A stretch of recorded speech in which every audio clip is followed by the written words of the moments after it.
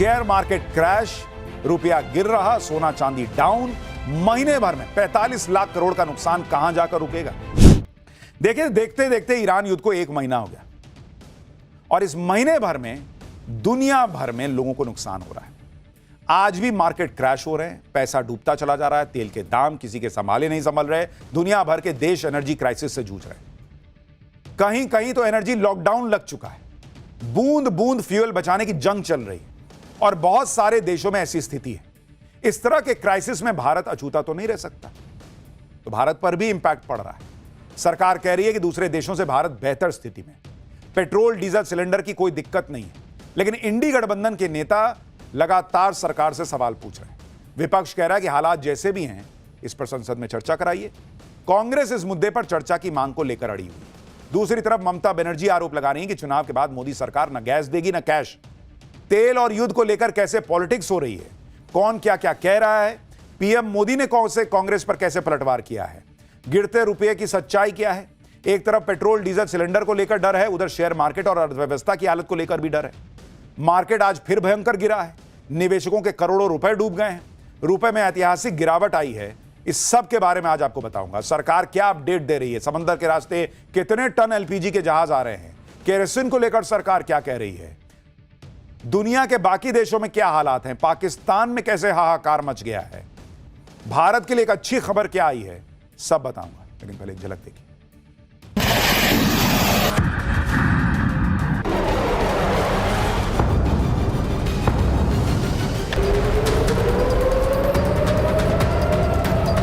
संवेदनशील मामले में कांग्रेस जिस तरह की बयानबाजी कर रही है वो खतरनाक है।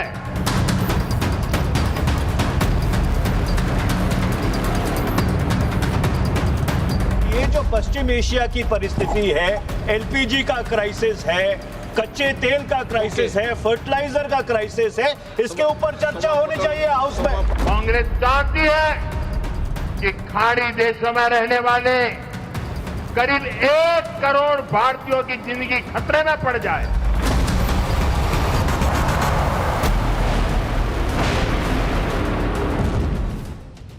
ईरान अमेरिका युद्ध के 1 महीने बाद अब भारत में ग्राउंड पर क्या हालात हैं, ये आपको बताऊंगा।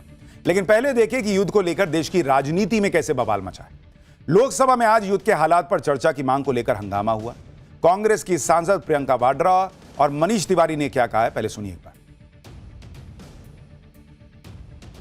ये जो पश्चिम एशिया की परिस्थिति है, एलपीजी का क्राइसिस है, कच्चे तेल का क्राइसिस है, फर्टिलाइजर का क्राइसिस है, इसके ऊपर चर्चा होनी चाहिए हाउस में। हम लोग डिबेट मांग रहे हैं वेस्ट एशिया में जो जंग हो रहा है उस पर, क्योंकि पूरा देश संकट में है। आप सब जानते हैं कि आज गैस सिलेंडर की कितनी कीमत हो गई है और मुश्किल और संकट आ रहा है और भी। तो हम लोग डिस्कशन चाहते हैं, तो आशा है कि सरकार डिस्कशन कराएगी। विपक्ष युद्ध के हालात पर चर्चा की मांग कर रहा है। सरकार कह रही है कि वो लगातार विपक्ष के संपर्क में, प्रधानमंत्री मोदी खुद बयान दे चुके हैं, इसलिए अभी संसद में जो चीजें तय हैं उस पर बात होनी चाहिए। इसी को लेकर संग्राम छिड़ा हुआ है। 5 राज्यों में चुनाव भी हैं। चुनाव प्रचार में भी पेट्रोल डीजल सिलेंडर मुद्दा बन गया है। आज राहुल गांधी ने केरल में प्रचार किया।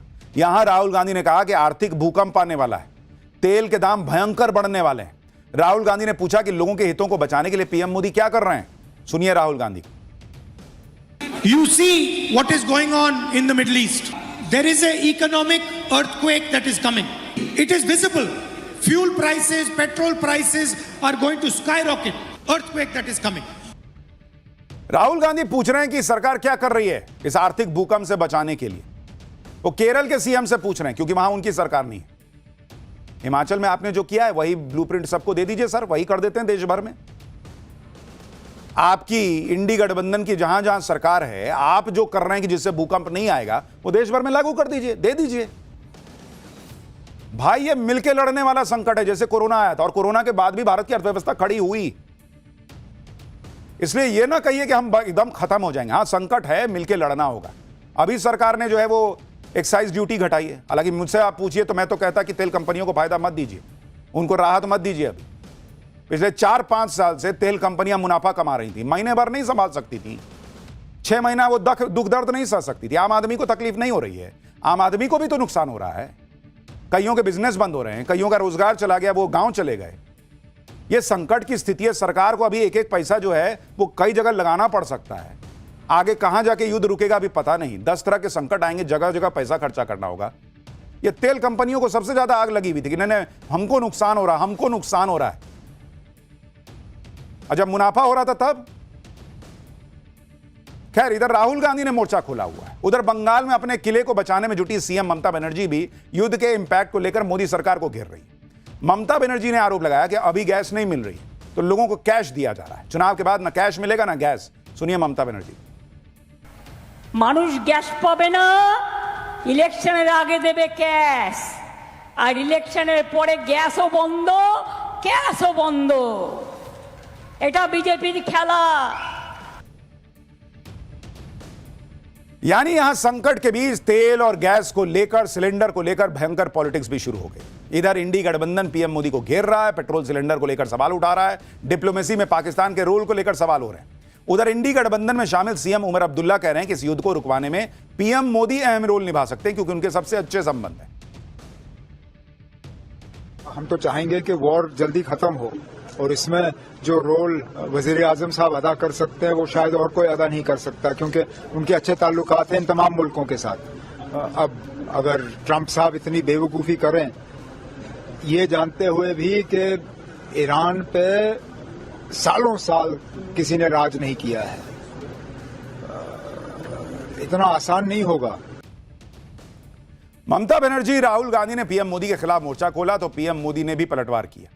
रविवार को पीएम मोदी ने केरल में चुनाव प्रचार के दौरान कांग्रेस को बहुत कुछ सुनाया। पीएम मोदी ने कहा कि युद्ध के बीच कांग्रेस खतरनाक बयानबाजी कर रही है। एक बार उनको सुनिए, फिर ग्राउंड पर हालात क्या हैं आपको बताता हूं। वहीं संवेदनशील मामले में कांग्रेस जिस तरह की बयानबाजी कर रही है वो भी आपको याद रखना है। कांग्रेस जिस तरह के बयान दे रही है वो खतरनाक है। कांग्रेस चाहती है कि खाड़ी देशों में रहने वाले करीब 1 करोड़ भारतीयों की जिंदगी खतरे में पड़ जाए और फिर कांग्रेस इसका सियासी फायदा उठा सके।